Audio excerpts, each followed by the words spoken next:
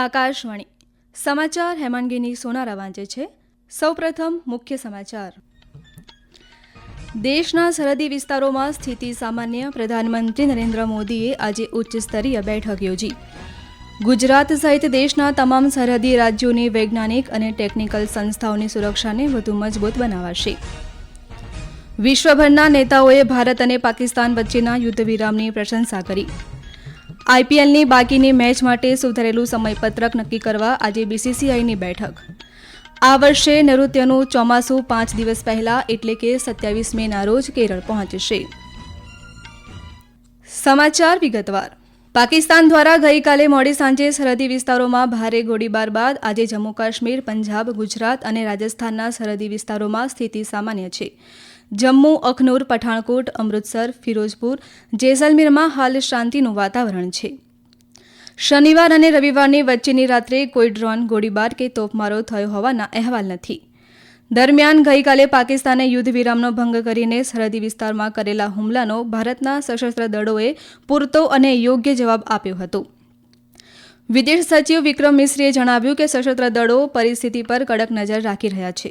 તેમણે કહ્યું કે સશસ્ત્ર દળોને આંતરરાષ્ટ્રીય સરહદ તેમજ નિયંત્રણ રેખા પર ઉલ્લંઘનના પુનરાવર્તનની કોઈપણ ઘટના સાથે કડક કાર્યવાહી કરવાની સૂચનાઓ આપવામાં આવી છે. ભારતે નિર્ણય લીધો છે કે ભવિષ્યમાં કોઈપણ ત્રાસવાદી કૃત્યને ભારત સામેનું એક્ટ ઓફ વોર ગણવામાં આવશે અને સરકાર એ મુજબ જવાબ આપશે. પ્રધાનમંત્રી નરેન્દ્ર મોદીએ આજે નવી દિલ્હી સ્થિત તેમના નિવાસસ્થાને ઉચ્ચસ્તરીય બેઠક યોજી હતી. આ બેઠકમાં સંરક્ષણ મંત્રી રાજનાથસિંહ, વિદેશ મંત્રી ડોક્ટર એસ જયશંકર, રાષ્ટ્રીય સુરક્ષા સલાહકાર અજીત ડોભાલ, સંરક્ષણ વડા જનરલ અનિલ ચૌહાણ, સેના પ્રમુખ જનરલ ઉપેન્દ્ર દ્વિવેદી, નૌકાદળના વડા એડમિરલ દિનેશ કે ત્રિપાઠી, વાયુસેના પ્રમુખ એર ચીફ માર્શલ અમરપ્રીત સિંહ હાજર રહ્યા હતા.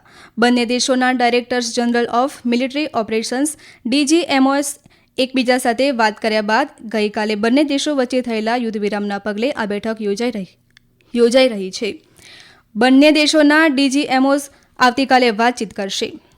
વિદેશ સચિવ વિક્રમ મિશ્રીએ ગઈકાલે રાત્રે પત્રકારોને જણાવ્યું હતું કે નવી દિલ્હી પાકિસ્તાન દ્વારા કરવામાં આવતા યુદ્ધ વિરામ ઉલ્લંઘનની ખૂબ જ ગંભીર નોંધ લે છે. તેમણે કહ્યું કે સશસ્ત્ર દળો પરિસ્થિતિ પર કડક નજર રાખી રહ્યા છે અને આંતરરાષ્ટ્રીય સરહદ તેમજ નિયંત્રણ રેખા પર કોઈપણ ઉલ્લંઘનના કિસ્સામાં કડક કાર્યવાહી કરવા સૂચના આપવામાં આવી છે. સરકારે કહ્યું છે કે યુદ્ધ અંગેના વિડીયો ગેમના દ્રશ્યોને તાજેતરના ભારત પાકિસ્તાન સંઘર્ષના વાસ્તવિક ફૂટેજ તરીકે ખોટી રીતે ફેલાવવામાં આવી રહ્યા છે. સરકારે લોકોને આવી ખોટી પ્રચાર પોસ્ટનો શિકાર ન બનવા વિનંતી કરી છે. પ્રેસ ઇન્ફોર્મેશન બ્યુરોના ફેક્ટ ચેક યુનિટે જણાવ્યું કે ડિજિટલ યુદ્ધ ક્લિપ્સને વાસ્તવિક ફૂટેજ તરીકે ખોટી રીતે રજૂ કરવામાં આવી રહી છે. તેમણે લોકોને સતર્ક રહેવા વિનંતી કરી છે. પ્રસ્તુત છે અમારા સંવાદદાતાનો અહેવાલ. पत्र सूचना कार्यालय की तथ्य जांच इकाई ने कहा है कि युद्ध गेमिंग फुटेज सोशल मीडिया पर बड़ी मात्रा में दिखाए जा रहे हैं. लोगों को इनसे सतर्क रहना चाहिए. रक्षा मंत्री के कार्यालय के नाम से व्हाट्सएप पर एक संदेश भी प्रसारित हो रहा है. इसमें भारत और पाकिस्तान के बीच संघर्ष की स्थिति के मद्देनजर नागरिक तैयारियों के निर्देश दिए गए हैं. PIB ने कहा है कि ये संदेश फर्जी हैं और सरकार ने ऐसा कोई निर्देश जारी नहीं किया है. જો તમારા ધ્યાનમાં ભારતીય લશ્કર કે વર્તમાન સ્થિતિ અંગે કોઈપણ શંકાસ્પદ માહિતી આવે તો આવી સામગ્રી વોટ્સએપ નંબર 8799711259 અને ઈમેલ ID socialmedia@pib.gov.in પર શેર કરી શકો છો. કેન્દ્ર સરકારે જમ્મુ કાશ્મીર, પંજાબ, ચંદીગઢ, લદ્દાખ, રાજસ્થાન અને ગુજરાત જેવા સરહદી વિસ્તારમાં સ્થિત વૈજ્ઞાનિક અને ટેકનિકલ સંસ્થાઓની સુરક્ષાને વધુ મજબૂત બનાવવાનો નિર્ણય લીધો છે. કેન્દ્રીય વિજ્ઞાન અને ટેકનિકલ રાજ્યમંત્રી ડોક્ટર જીતેન્દ્રસિંઘે શનિવારે નવી દિલ્હીમાં એક ઉચ્ચસ્તરીય સંયુક્ત બેઠકની અધ્યક્ષતા કર્યા બાદ આ નિર્ણય લીધો હતો. આ બેઠકનો હેતુ દેશના સંવેદનશીલ વિસ્તારોમાં સ્થિત વૈજ્ઞાનિક સંકુલોની સુરક્ષા તૈયારીઓની સમીક્ષા કરવાનો હતો. ડોક્ટર જીતેન્દ્રસિંઘે તમામ વૈજ્ઞાનિક વિભાગોને તેમના સુરક્ષા પ્રોટોકોલ અપડેટ કરવા અને સ્થાનિક જિલ્લા વહીવટીતંત્ર સાથે સતત સંપર્ક જાળવવા નિર્દેશ આપ્યો. આ ઉપરાંત તમામ સંસ્થાઓને કટોકટીની પરિસ્થિતિઓનો સામનો કરવા, મોક ડ્રીલ કરવા અને સુરક્ષા અને સ્થળાંતર માટે તાલીમ કાર્યક્રમો હાથ ધરવા માટે standard operating procedure SOP update કરવા સૂચના આપવામાં આવી છે. વિશ્વ નેતાઓએ ભારત અને પાકિસ્તાન વચ્ચેના યુદ્ધ વિરામને બંને દેશો વચ્ચેના તણાવ ઘટાડવા માટેના એક મુખ્ય પગલાં તરીકે પ્રશંસા કરી છે. યુએન સેક્રેટરી જનરલ એન્ટોનિયો ગુટેરસે આ પગલાંનું સ્વાગત કર્યું. બંને દેશોને આ પ્રગતિ પર આગળ વધવા વિનંતી કરી. યુકેના વિદેશ સચિવ ડેવિડ લેમીએ યુદ્ધ વિરામને ખૂબ જ આવકારદાયક ગણાવ્યું અને બંને દેશને શાંતિ જાળવવા હાકલ કરી. યુરોપિયન સંઘના વિદેશ વડા કાજા કલ્લાસે યુદ્ધ વિરામના મહત્વ અને તેને જાળવી રાખવા તકેદારીની જરૂરિયાત પર ભાર મૂક્યો. તો સાઉદી અરેબિયાના વિદેશ મંત્રાલયે એક નિવેદનમાં આશાવાદ વ્યક્ત કર્યો કે યુદ્ધ વિરામ પ્રદેશમાં શાંતિ અને સુરક્ષા પુનઃસ્થાપિત કરવામાં ફાળો આપશે.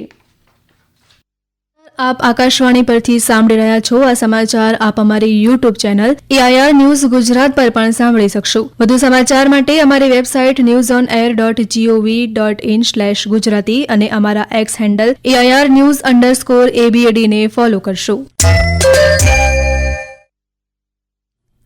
દિલ્હી એરપોર્ટ પર કામગીરી સરળતાથી ચાલી રહી છે. દિલ્હી ઇન્ટરનેશનલ એરપોર્ટ લિમિટેડની માર્ગદર્શિકામાં મુસાફરોને તેમની સંબંધિત એરલાઇનના સંદેશાવ્યવહાર ચેનલો દ્વારા અપડેટ રહેવા, કેબિન અને ચેક ઇન સામાન માટે નિર્ધારિત માર્ગદર્શિકાનું પાલન કરવા, સંભવિત સુરક્ષા વિલંબને પહોંચી વળવા માટે વહેલા પહોંચવા, એરલાઇન અને સુરક્ષા કર્મચારીઓને સંપૂર્ણ સહયોગ આપવા અને એરલાઇન અથવા સત્તાવાર દિલ્હી એરપોર્ટ વેબસાઇટ દ્વારા ફ્લાઇટની સ્થિતિ ચકાસવા જણાવાયું છે.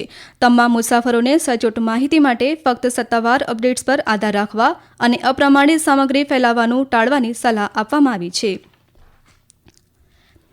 ભારતીય ક્રિકેટ કંટ્રોલ બોર્ડ BCCIના ઉપપ્રમુખ રાજીવ શુક્લાએ જણાવ્યું હતું કે બોર્ડના અધિકારીઓ અને IPL ગવર્નિંગ કાઉન્સિલ આજે સ્થગિત કરાયેલી T20 લીગને પૂર્ણ કરવા માટે શ્રેષ્ઠ શક્ય સમયપત્રક અંગે ચર્ચા કરશે. ભારતના ઓપરેશન સિંદૂર બાદ બોર્ડે શુક્રવારે IPL સ્થગિત કરી દીધી હતી. સ્પર્ધામાં હજુ 16 મેચ બાકી છે. 8 મેના રોજ ધર્મશાળામાં પંજાબ કિંગ્સ અને દિલ્હી કેપિટલ્સ વચ્ચેની મેચ ભારત પાકિસ્તાન સંઘર્ષને કારણે રદ કરવામાં આવી હતી. મહિલા ક્રિકેટમાં કોલંબોના R પ્રેમાદાસા સ્ટેડિયમ ખાતે ત્રિકોણીય વન ડે શ્રેણીની ફાઇનલ મેચમાં ભારતે યજમાન શ્રીલંકા સામે 46 ઓવરમાં 6 વિકેટે 304 રન કર્યા છે. ભારતે ટોસ જીતીને બેટિંગ કરવાનો નિર્ણય લીધો છે. આ સ્પર્ધા જીતવી એ ભારત અને શ્રીલંકા બંને માટે ખૂબ મહત્વની રહેશે, કારણ કે તેનાથી તેમને આ વર્ષના અંતમાં યોજાનારા વન ડે વર્લ્ડ કપની તૈયારીમાં મદદ મળશે. હવામાન વિભાગે આ વર્ષે ચોમાસું સામાન્ય તારીખથી 5 દિવસ પહેલા એટલે કે 27 મેના રોજ કેરળ પહોંચવાની આગાહી કરી છે. ચોમાસાના વહેલા આગમનથી ખરીફ વાવણી અને ઉત્પાદન સારું રહેવાની ધારણા છે. હવામાન વિભાગે જણાવ્યું કે આ વર્ષે ચોમાસું સામાન્ય કરતાં 105% વધુ રહેશે. આ સતત બીજું વર્ષ છે જ્યારે વિભાગે સામાન્ય કરતાં વધુ ચોમાસાની આગાહી કરી છે. હવામાન વિભાગે જણાવ્યું કે મધ્યપ્રદેશ, રાજસ્થાન, મહારાષ્ટ્ર, ઓડિશા, છત્તીસગઢ, ઉત્તર પ્રદેશ અને પશ્ચિમ બંગાળ જેવા રાજ્યોમાં સામાન્ય કરતાં વધુ વરસાદ પડવાની શક્યતા છે. જોકે જમ્મુ અને કાશ્મીર, લદ્દાખ, તમિલનાડુ, બિહાર અને ઉત્તર પૂર્વીય રાજ્યોમાં સામાન્ય કરતાં ઓછો વરસાદ પડી શકે છે. સંરક્ષણ મંત્રી રાજનાથ સિંઘે કહ્યું કે રાષ્ટ્રીય ટેકનોલોજી દિવસ પર ભારત એવા વૈજ્ઞાનિકો, ઇજનેરો અને ટેકનિશિયનોને સલામ કરે છે જેઓ દેશવાસીઓના જીવનમાં સકારાત્મક પરિવર્તન લાવવા માટે નવી ટેકનોલોજી વિકસાવીને યોગદાન આપી રહ્યા છે. સોશિયલ મીડિયા સંદેશમાં શ્રી સિંહે કહ્યું કે રાષ્ટ્ર 1998માં વૈજ્ઞાનિકોએ કરેલા પોખરણના સફળ પરીક્ષણોના અસાધારણ પ્રયાસોને ગર્વથી યાદ કરે છે. તેમણે કહ્યું કે તે ભારતના ઇતિહાસમાં આ એક નિર્ણાયક ક્ષણ હતી. રશિયાના રાષ્ટ્રપ્રમુખ વ્લાદિમીર પુતિને યુક્રેન સાથે વિલંબ કર્યા વિના 15 મે સુધીમાં વાટાઘાટો શરૂ કરવા હાકલ કરી છે. રાષ્ટ્રપ્રમુખ પુતિને એક ટેલિવિઝન સંબોધનમાં કહ્યું કે પ્રસ્તાવિત વાટાઘાટો તુર્કીની રાજધાની ઇસ્તંબુલમાં થવી જોઈએ. આમાં બંને દેશો નવા યુદ્ધ વિરામ કરાર પર સહમત થઈ શકે છે. પુતિને કહ્યું કે તેઓ આ અંગે તુર્કીના રાષ્ટ્રપતિ રેસેપ તૈયપ એર્દોવાન સાથે વાત કરશે. યુક્રેને આ પ્રસ્તાવ પર કોઈ ટિપ્પણી કરી નથી. અંતમાં મુખ્ય સમાચાર ફરી એકવાર.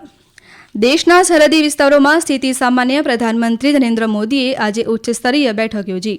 ગુજરાત સહિત દેશના તમામ સરહદી રાજ્યોની વૈજ્ઞાનિક અને ટેકનિકલ સંસ્થાઓની સુરક્ષાને વધુ મજબૂત બનાવાશે. વિશ્વભરના નેતાઓએ ભારત અને પાકિસ્તાન વચ્ચેના યુદ્ધ વિરામની પ્રશંસા કરી. IPLની બાકીની મેચ માટે સુધારેલું સમયપત્રક નક્કી કરવા આજે BCCIની બેઠક. આ વર્ષે નૈઋત્યનું ચોમાસું 5 દિવસ પહેલા એટલે કે 27 મેના રોજ કેરળ પહોંચશે. આકાશવાણી પરથી સમાચાર પૂરા થયા. હવે પછી 2:30 પ્રાદેશિક સમાચાર સાંભળી શકશો.